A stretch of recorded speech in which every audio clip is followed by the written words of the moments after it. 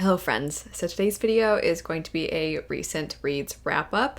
If you are looking for some information about some new fantasy releases, I'm not going to be talking about those today, but I will link in the description bar any of the new releases wrap-ups I've done as of late. Jumping into it, the first thing will be Ship of Destiny by Robin Hobb. This is the third and final book in the Liveship Traders trilogy, and I think most of you are aware that the Realm of the Elderlings, which is Robin Hobb's adult fantasy world that a lot of her series exists within.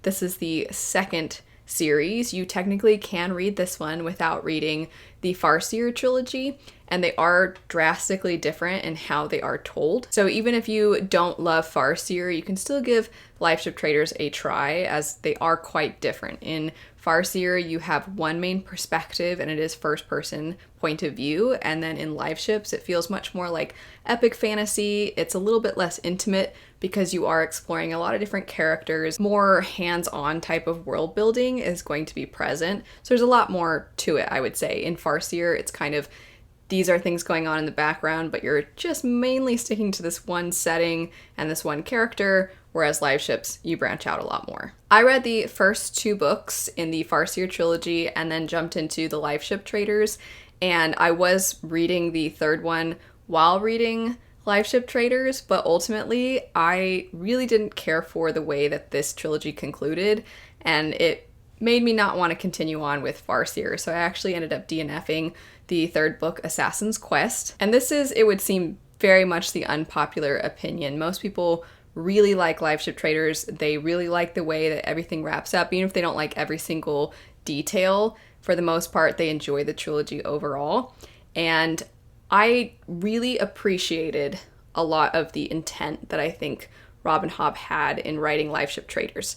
So a big theme within that trilogy is the cycles of violence and what happens to a person when they have been mistreated over and over and over again, and the way that they then inflict pain on others. This is one of those instances where I appreciated the themes, I just didn't care for the execution of them, but I still really respect what Robin Hobb was doing.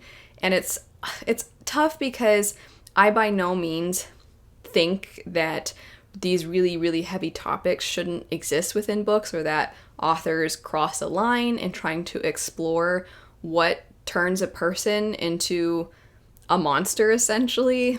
It's not that I don't think that that kind of content shouldn't exist. And there are definitely instances where I've read about villainous characters and I really like the exploration. I think it's important that authors have the freedom to do that, to explore some of these things. I just found that there were a few instances where after really horrible things would happen, I just really didn't like the aftermath. I didn't like the way things were handled. There's one scene in particular that a lot of people really don't like, and they don't like that the way it's handled, but it was everything that came after that scene. I just didn't like the conclusion. So I'm not going to give spoilers. I'm not going to go super in depth, but I do want to give a heads up because some of it is going to be very difficult for some people to read, to a point where I kind of want some of you to have that heads up. I didn't know going into it. My friend Steph, because I buddy read it with a few other people, Steph kind of gave me a heads up. Hey, in this chapter, there's a really disgusting scene, so I just want to give you that heads up. And I want to do the same for others. However, I know some people don't want to have any heads up about these sorts of things, so I'm going to have a timestamp if you want to skip ahead. But for those of you that might appreciate having that heads up, I want to provide that. So in exploring these cycles of violence, in exploring what turns a person into an absolutely despicable, horrible human being, Robin Hobb has probably one of the most disturbing characters, if not the most disturbing character I've ever read from. And I say read from because there are, of course, awful villains in fantasy all the time, but this one, you're actually in their head. And at one point in the story, in this third book, they assault someone, they drug them, and then they force themselves on this person. And then immediately after, you get their perspective. And this is the part where I know a lot of you are going to be very uncomfortable, but you hear about how amazing it felt. Not just the experience of having not just having a sexual experience, but specifically one where they force themselves on another person. And you also have instances where this character later is thinking that they will likely, if they have a child, they will likely do things to their own child also. So these are the sorts of things that Robin Hobb is exploring with this character. I understand why Robin Hobb wrote that character and was with that character. You see so often all these things that have happened and how characters react to it, how characters process and handle, and how they don't sometimes process and handle these things, and what it can lead to. And I also want to emphasize again that I am not opposed to this kind of content being in books. It was everything from that point forward. I just didn't like a single decision that Robin Hobb made from then on out. So I still think her writing itself is great. I think that there's so much about the world that is so interesting, and there's a lot about these characters to dive into. So there's so much about this series that I really liked, but the things I didn't like outweighed the things I did. I have given more in-depth thoughts about the first and the second books in this trilogy. Obviously, I can't give away too many of the plot points for this third one, as they would be very spoilery. So I'll have those other videos linked. I loved the first one, so I am really bummed that I didn't like the second and the third one. And then also Erin from Booked and Busy, she hosted a read-along and some live shows for each of the books. So myself, Steph, Katie, and Erin all chatted about these books. So if you'd like to see those in-depth discussions, I'll have those linked as well. Drastically different. Next up, we have the Ex Hex. This seemed like a fantastic October read. It's light and it's fluffy and it's silly. The setup for this story is we have this girl who, when she was 19 years old, her heart was broken, and she's from this particular area where there are magic users. She is somebody who has magic, and she kind of jokingly placed a curse on this person who broke her heart. And then this person comes back years later to this town, and it turns out that that curse wasn't a joke. It turned out that the effects are very real, and so now her and this person are forced to work together to try and remedy all the things that are going wrong.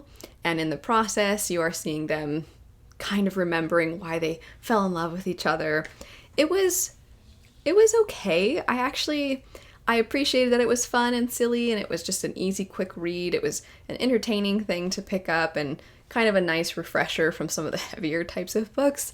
But I've read a fair amount of both fantasy romance and some contemporary romance this year, and this one I wouldn't say has been one of my favorites. I didn't hate it, I didn't dislike it. It was cute, but I thought the development of the relationship between the characters, there just wasn't a lot of time, and then the plot itself, I just thought things kind of they wrapped up very quickly, and I just ultimately have found I've enjoyed some of the other fantasy romance and contemporary romance books I've picked up this year a decent amount more than this one. So for those first two, neither of them were knocking it out of the park for me. I was ready to read something that I was gonna love, and I ended up just devouring the rest of Fullmetal Alchemist. So I have been doing a reread of the series. I have a couple videos out that go really in depth with the various different volumes, and I was very pleased with that decision. But I have to say, I can't remember the last time I had such a strong book hangover, because as soon as I finished this, I was weirdly depressed. Do you all get like that? I mean, it's one thing when you have a book hangover where you just don't want to read because you're like, ugh, I just need to sit in my feelings, to be very dramatic about it. But you just kind of want to enjoy all those emotions that you have once you've finished something that you really love. But this, I don't know how to describe it. Like, I got sad. I got sad that I then had to live my actual life afterwards. Like, I got so sucked into the story that I didn't want to go about my daily life, because I wanted to be in this. I wanted to be in this story and with these characters and experiencing all these emotions. And then And then I was sad that I'm like, I have to move on though. And I know, again, I know that's so dramatic, but do any of you feel like that when you get a really intense book hangover? Anyway, I think at this point, all of you probably know what this is about. I've described it a great many times. So we follow two brothers, Edward and Alphonse, who lost parts of their bodies in their effort to bring their mother back from the dead using alchemy.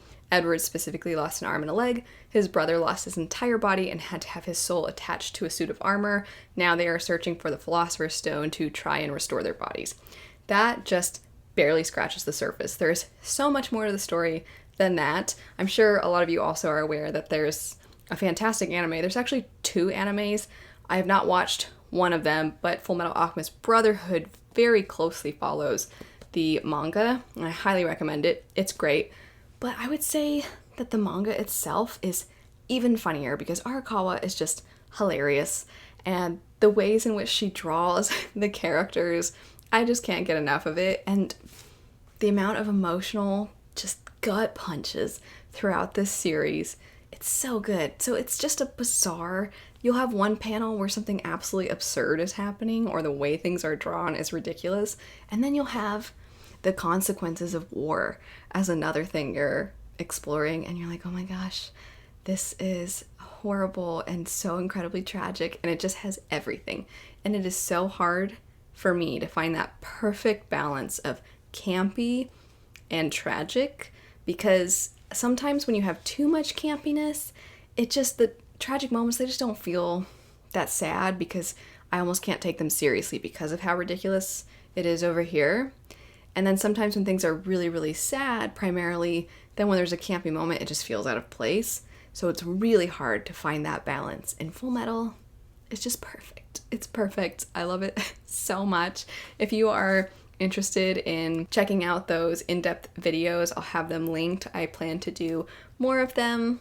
I love Fullmetal so much. I can't recommend it enough. Please, please, please give it a try. If you do give it a try, give it a few volumes, just a few, because the beginning seems like it's going to be silly. Finishing up the wrap-up, it is a different day, but I wanted to continue on with 3 more things that I got around to. So first, we have The Bands of Mourning and Mistborn Secret History. Bands of Mourning is the 3rd book in the Mistborn Second Era series, and I did enjoy my reread of this. I did a live show recently with my friend Angela, who's been hosting a read-along. So if you want to see a group discussion, maybe get a refresher for the events in the first 3 books before the release of The Lost Metal, I'll have Angela's live shows linked.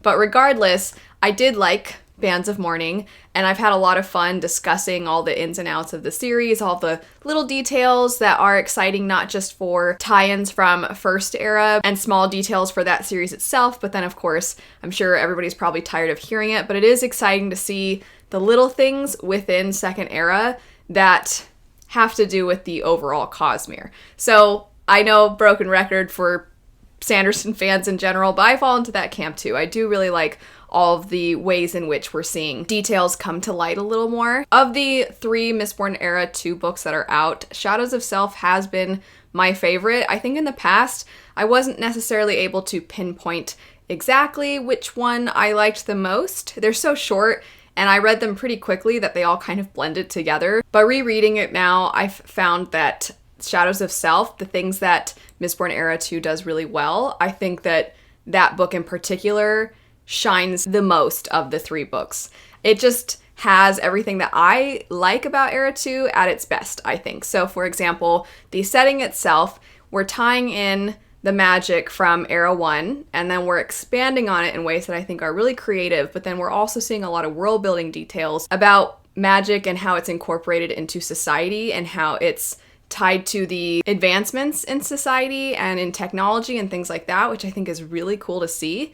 And on top of that, I think the feeling of this sort of detective within this turn of the century Industrial Revolution Wild West sort of a setting, having this lawman as our main character who's trying to solve these crimes and go after, quote, bad guys.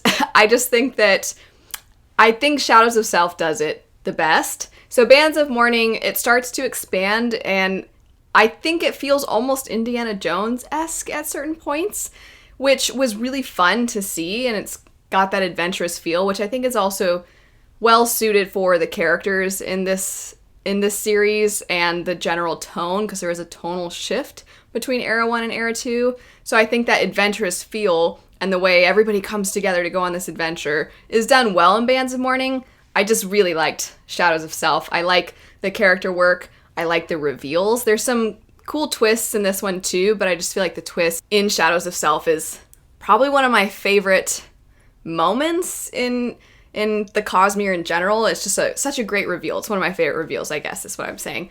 Anywho, I enjoyed the Bands of Mourning. I'm excited for the Lost Metal. And then there's Mistborn Secret History. I have been very open about the fact that this is probably my least favorite thing in the Cosmere I've read.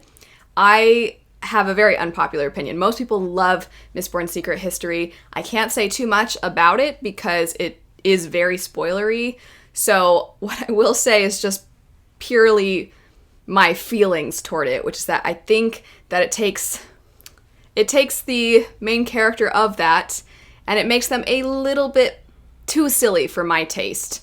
And I also find that some of the moments, because if you don't know, Secret History runs parallel to Mistborn Era 1, and I am very picky. This is definitely a me thing. I'm very picky about any kind of addition to a story that has already concluded.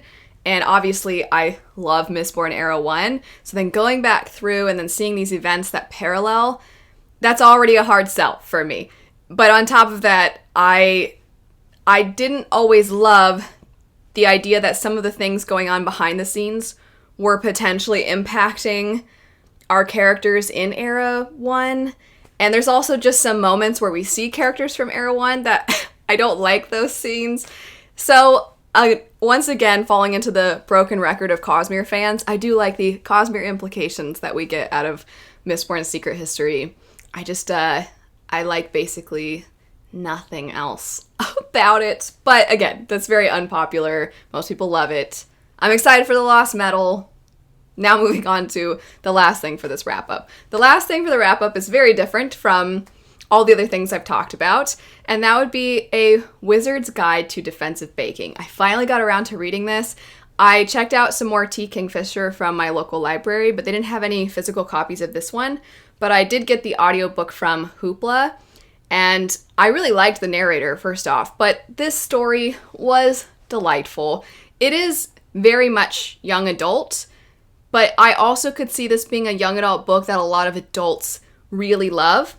And I've found that with a lot of YA fantasy in particular, because so many adults are reading young adult books, there's this kind of strange mix of trying to appeal to the target demographic while also trying to include content that's going to appeal to older readers. And we often see the romantic elements of young adult with so much angst that's going to appeal to teenagers, but then it's starting to feel anyway, like we're having this shift where it's getting older and older and older, and it just doesn't feel like there's that many truly youthful young adult stories anymore, if that makes sense. When there are truly youthful feeling young adult stories, I'm no longer of that age, and so sometimes I'm not the target audience and I don't necessarily connect with some of the themes or the focus for the main character, the things that matter to them. Sometimes I'm just so far removed from that point of my life that I don't connect. All that to say, this book just did everything so well. It is so charming, it's so whimsical, but also had some really wonderful thematic elements to it. I was sad that I didn't have the physical copy so that I could tab things, and I definitely, when I do get it, because I'm going to have to go back through and find those moments. This is one I'll probably have a lot of fun rereading.